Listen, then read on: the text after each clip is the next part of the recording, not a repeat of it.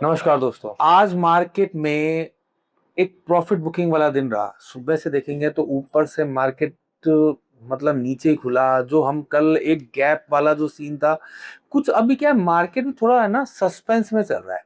साथ में अब जैसे जैसे मार्केट बढ़ने लगा तो एकदम से ब्लॉक डील्स वगैरह सब कुछ आने लग गई। ठीक है, तो ये भी एक बड़ा प्रॉब्लमेटिक है। तो आप ये समझो कि इस समय मार्केट में आपको ओवर मतलब है ना पोजीशंस के साथ नहीं जाना है। ठीक है ना, अभी पहले देखेंगे। हाँ, लेकिन निफ्टी जिस लेवल पे है वो लेवल अच्छा है कि हमने 24,500 के ऊपर कल पूरे दिन सस्टेन किया। आज भी ऑलमोस्ट 24,500, लास्ट में रहते हैं 24,450 450 के आसपास आए।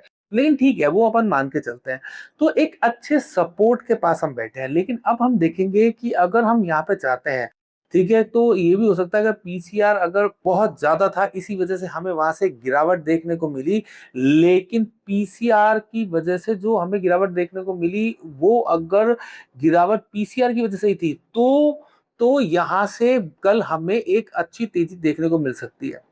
देखो चार्ट पे समझते हैं कैसे। देखो निफ्टी के चार्ट पे आते हैं। निफ्टी के चार्ट पे हम देखेंगे तो ये एक अच्छा सपोर्ट है। हमने इस बारे में बात भी की है हमारे ग्रुप्स में इस बारे में डिस्कशन भी किया है। अगर हम बात करेंगे तो देखो निफ्टी के लिए कि ये एक अच्छी, हमने एक डिस्कशन किया था। ठीक है ना, एक इजी वे में अपन वर्किंग कर सकते हैं किस तरीके से। ठीक है, हो सकता है ये जो आज क्लोजिंग जो 24,600 के ऊपर हुई है, ये क्लोजिंग ना हो, क्योंकि इसके बारे में तो हमें पता है कि ये अभी क्या चल रहा है, कुछ चल रहा है, हमें इसके बारे में कुछ नहीं पता है। ठीक है ना, क्यों? क्योंकि ये लास्ट के 15 मिनट में जो प्राइस डिस्कवरी वाला चल रहा है तो वो अजीब है, तो उसको छोड़ देते हैं। उसके अलावा की हम बात करते हैं, मार्केट पूरे दिन दबाव में रहा। कुछ पर्टिकुलर सेक्टर्स मीडिया वगैरह को छोड़ के पूरे दिन भर मार्केट दबाव में रखा लगातार। ठीक है ना, तो ये हमें ये जो दबाव है, ये हो सकता है जो सबसे बड़ा रीजन मुझे नजर आ रहा है वो अभी तक तो पीसीआर है। लेकिन अगर हम यहाँ पे ये संभावनाएं पूरी होती दिख सकती है कि हमें यहाँ से एक मूव होता दिखाई दे, और ये 25,200 25,300 तक का मूव आराम से दिखाई दे सकता है। तो इस मूव के लिए हम यहाँ पे सोच सकते हैं।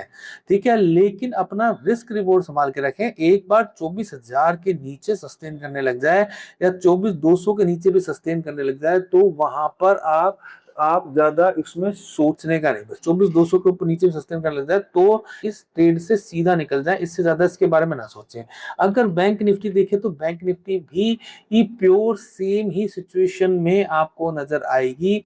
यहाँ पे भी अगर आप देखें, लेकिन हाँ, बैंक निफ्टी में जो आपका पहला टारगेट रहेगा, टारगेट की एक लिमिटेशन बना के रखें। बैंक निफ्टी में हम बहुत ज्यादा नहीं सोच सकते हैं, क्योंकि बैंक निफ्टी में सिंपल सी बात है, अगर बैंक निफ्टी में हम सोच भी रहे हैं तो हमारे पास सिचुएशन आ सकती है ज्यादा से ज्यादा ये, और इससे भी ज्यादा करेंगे तो ये इस लेवल तक है ना। बस ठीक है ना, इससे ज्यादा हम इस बारे में नहीं सोच रहे। लेकिन मैं बैंक निफ्टी में भी हम मानते हैं कि ट्रेड बनती है, लेकिन बहुत हाई रिस्क ट्रेड है, तो उसी हिसाब से हमें इसमें ट्रेड करना है। अब आ जाते हैं हमारे अदर सारे जो अगर डाउ फ्यूचर्स वगैरह नैस्डैक फ्यूचर्स देखेंगे तो वो सब अच्छा चल ही रहा है, उनमें कोई ज्यादा प्रॉब्लमेटिक आपको नजर आएगा नहीं। हाँ, कुछ सप्लाई के अंदर है, लेकिन एक जो हमारी सबसे बड़ी प्रॉब्लम है, ब्रेंट $89 आ गया है, वो हमारी प्रॉब्लम है। तो उसके अलावा हमें और कुछ ऐसा नहीं है जिस वजह से हमें इस समय ज्यादा प्रॉब्लम है। ठीक है ना, डॉलर इंडेक्स वापस से 100 के ऊपर आ रहा है, और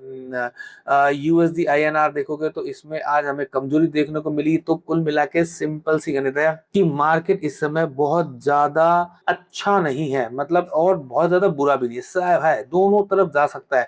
ठीक है, एक चीज याद रखें, निफ्टी में सिंपल सी है, अगर मान लो सिनेरियो बदलते हैं, 24,200 के नीचे जाते हैं, तो हमें भूल जाना है कि ये ब्रेकआउट हुआ था, और यहाँ से हम 25,200 25,500 तक जा सकते हैं। हमें सिंपल यहाँ से फिर हम वापस से हम 23,200 के लिए सोचना शुरू करेंगे। अगर आप सबको बाकी हमारे वीडियो कैसे लगता है, लाइक करें, शेयर करें, सब्सक्राइब करें, कमेंट तो जरूरी करें।